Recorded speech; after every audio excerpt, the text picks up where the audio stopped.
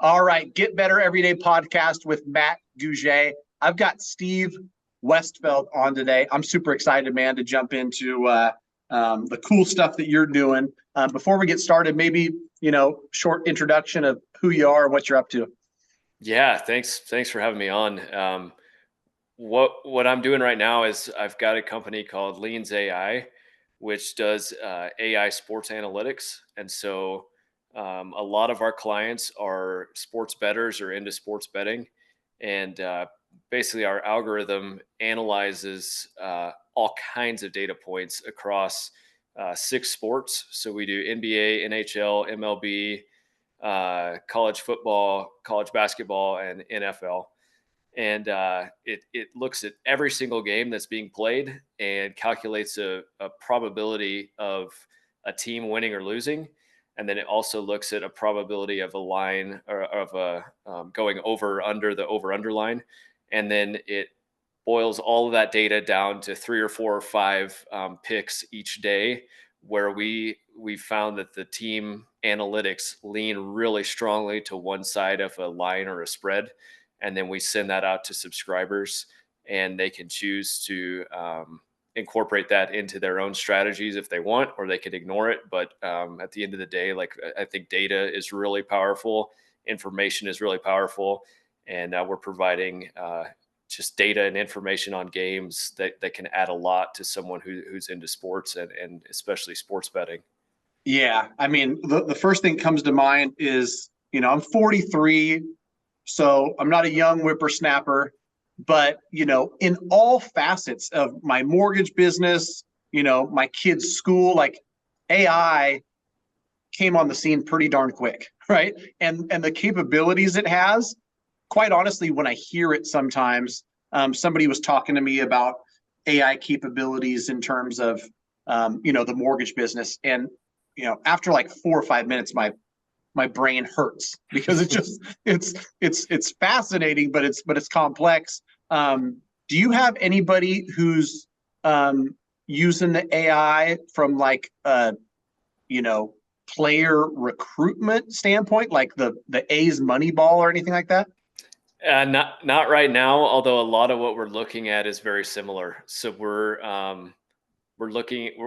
predicting how this group of players is going to do against this group of players, which is but we look at it, in a game type of scenario. The money ball would be more of like putting my team against the rest of the league throughout the season. But there's a ton of overlap there. I stinking love that movie. That is one of my favorite movies. Yeah, I mean, background for people who don't know about me, like, one, I have always loved math. I calculated the tax on my parents' groceries when I was 6 years old. When I was in college, I had a professor tell me, like, Matt, you've got a gift for stats.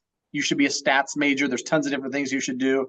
Then I managed a poker room, and so like all this stuff is just in my wheelhouse of the action of sports betting, the statistics and all the things you can analyze behind it. And so yeah, it's cool to hear about. I'm curious, without giving up too much of the stuff behind the curtain, when you say that the AI is showing you that it's heavily leaning towards one team versus the spread. And for those who don't know sports, hopefully you follow it on some level. Like, heavily leaning is 60%,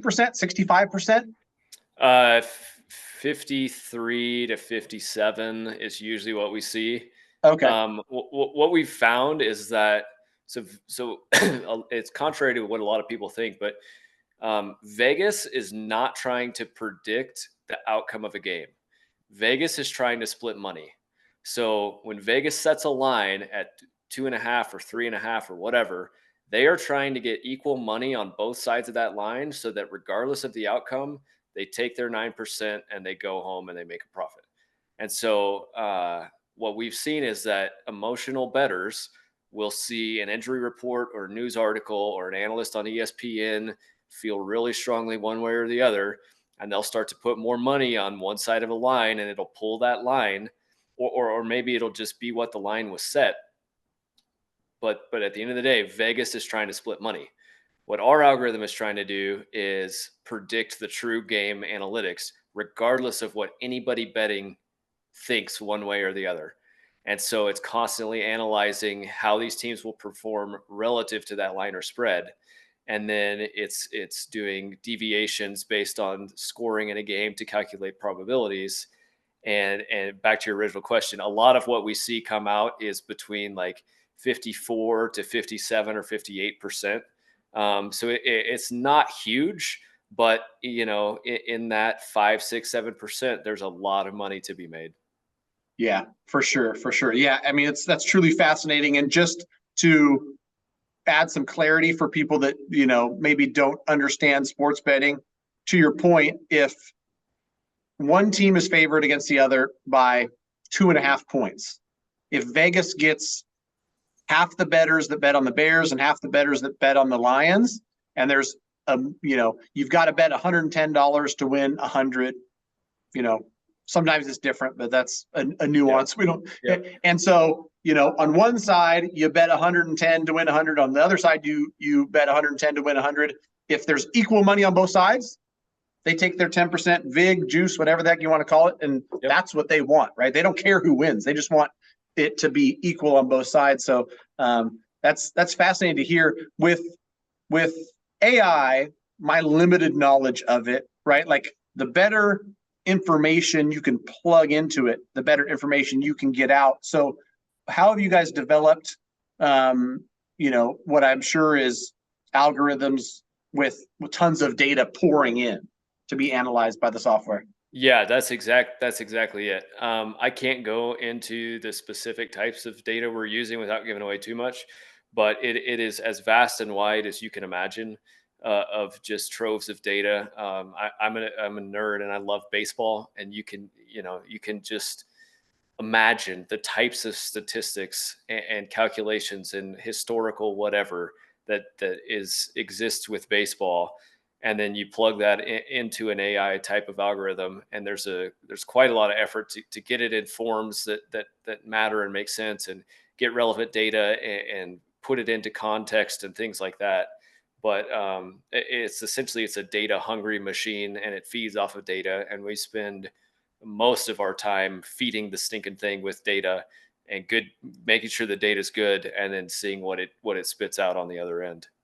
Yeah, I mean, I could just imagine, like, how good does this player play when it's 74 degrees and he's had 2 days of rest and he had Chick-fil-A for lunch? You probably don't have that data to input in there, but yeah, it's fascinating because there's so many variables, and that's why I can imagine vast amount of work on your side and your team side to input the amount of data that's going to give you that 3, 4, 7% edge, which anybody who does any type of gambling at all knows that the house only needs a few percentage of edge, and that's how all those great casinos in Vegas are built, right? Yep. They're not charity organizations, right? They're built from having a small edge, and over time just winning with that small edge.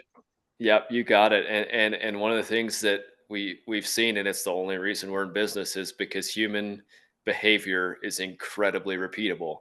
And you start to put that into confines of a sport where I have defined rules, I have a defined boundary, and I have referees or umpires or officials who are officiating every single play and making sure that those rules are followed.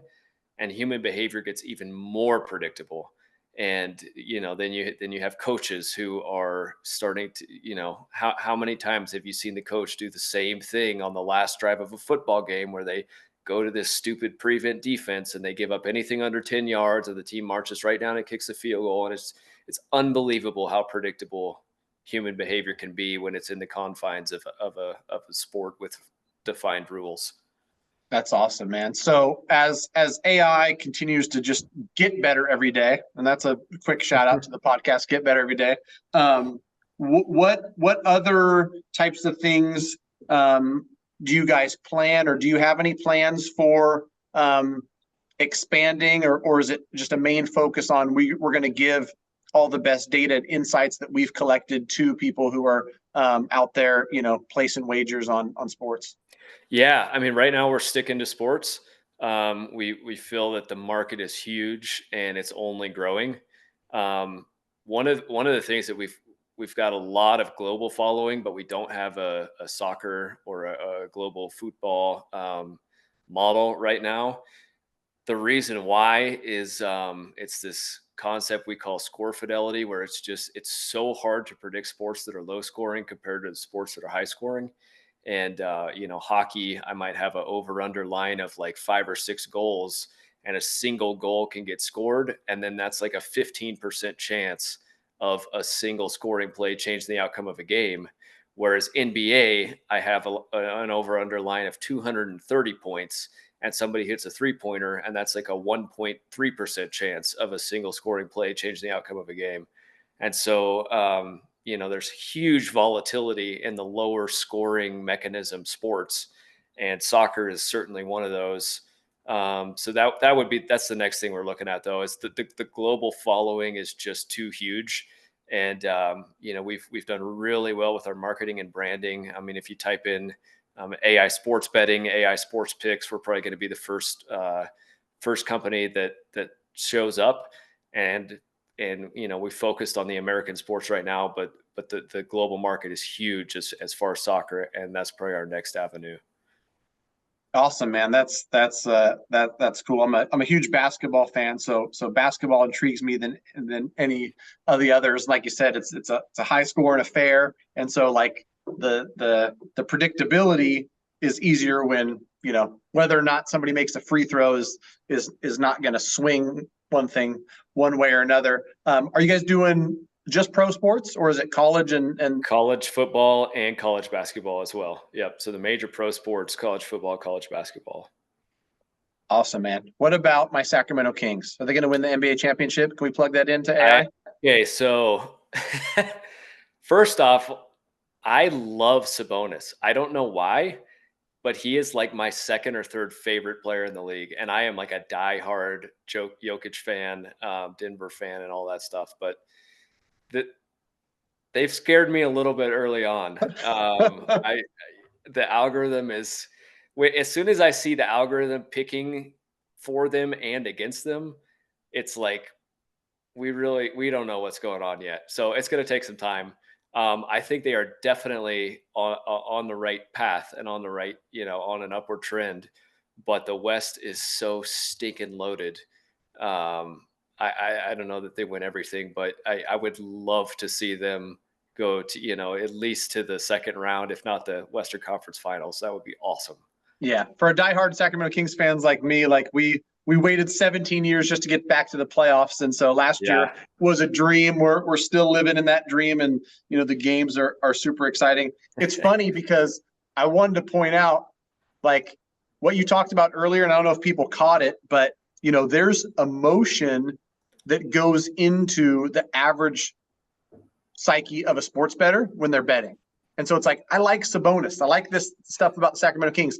So, that's what, to your point, like I get it. And as a numbers nerd, I get it.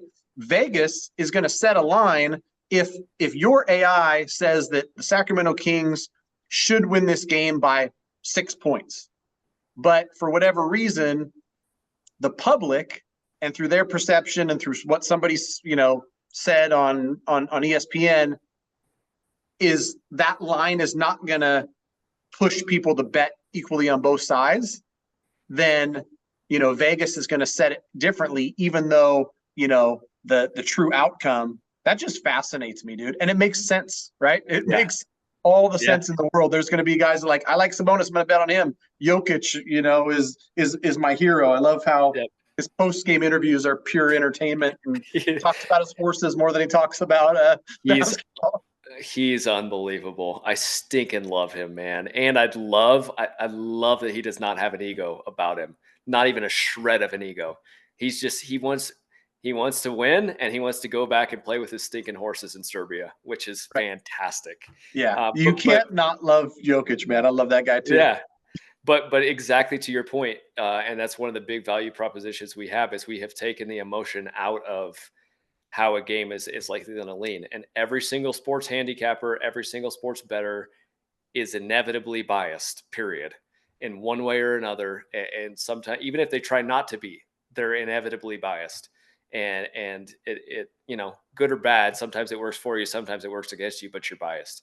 And our algorithm has taken the approach of taking all of the emotional bias out of these predictions. At the same time, though, the algorithm's not omniscient. Like, it doesn't know every single thing about all of these, and there certainly are intangibles that are hard to put numbers to, and that's where I would say human handicappers or human sports bettors do have an advantage over the algorithm.